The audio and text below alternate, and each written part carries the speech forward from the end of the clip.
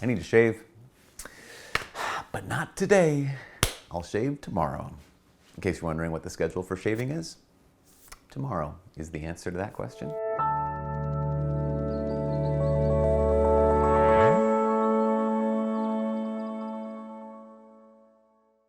Hi, my name is Father Mike Schmitz, and this is Ascension Presents. One of the things that I am often accused of, because it's true, is I'm often late. I'm often late for the next meeting. I'm not usually late for the first meeting.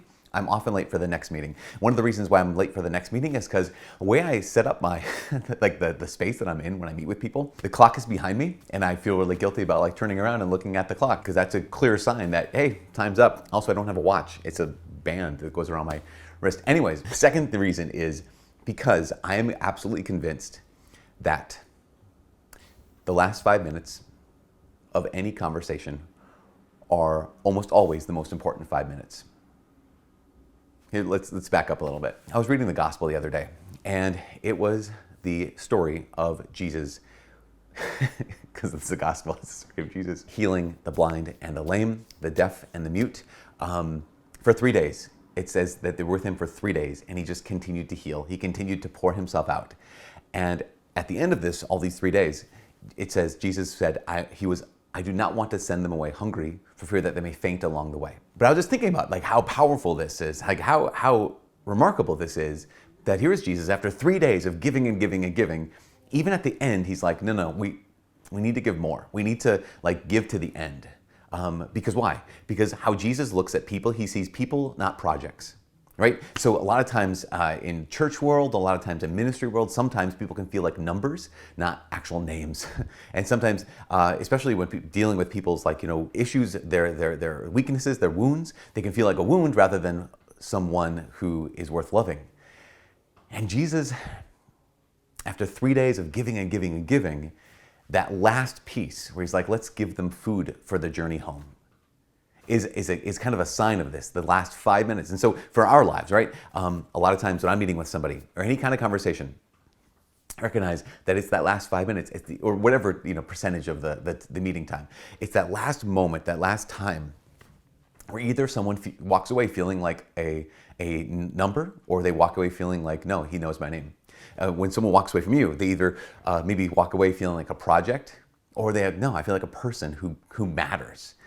Because it's how we treat people the whole time, obviously. But I have had this happen too many times in my life, where here's an hour, here's 2 hours, here's a long time with this person in this conversation, giving them every amount of my attention, and then at the end saying okay, I'm kind of out of patience, or I'm kind of out of time, I'm kind of out of whatever the thing is, and I have to go, and them feeling like, oh, I was a project. Oh, I was just a number. I was just a wound, as opposed to a person and a name and someone who is loved by God.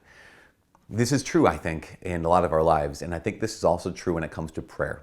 And not in the sense that that we are treating God like a project, but I think this is often the case. If someone was pointed this out to me, that it was pointed out to them, and now I'm pointing it out to you, that in prayer, oftentimes the last 5 minutes are also the most important 5 minutes.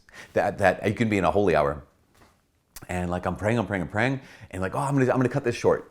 Or even not cut it short by leaving, but I'm gonna cut it short by bringing my attention back to something else.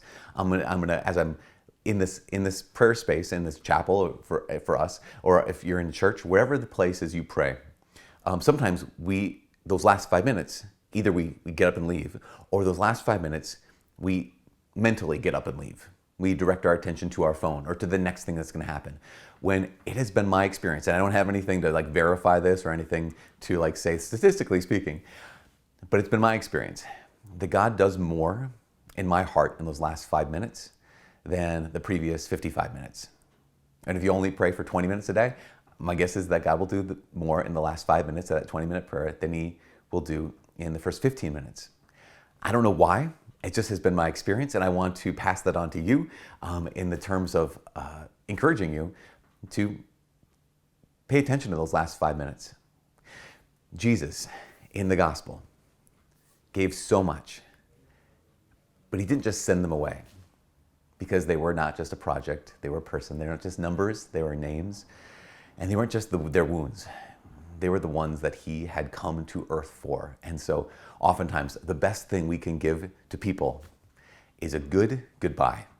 is a good end of a conversation where they also know that they are a person, that they're a name, and that they are someone who's worth paying attention to.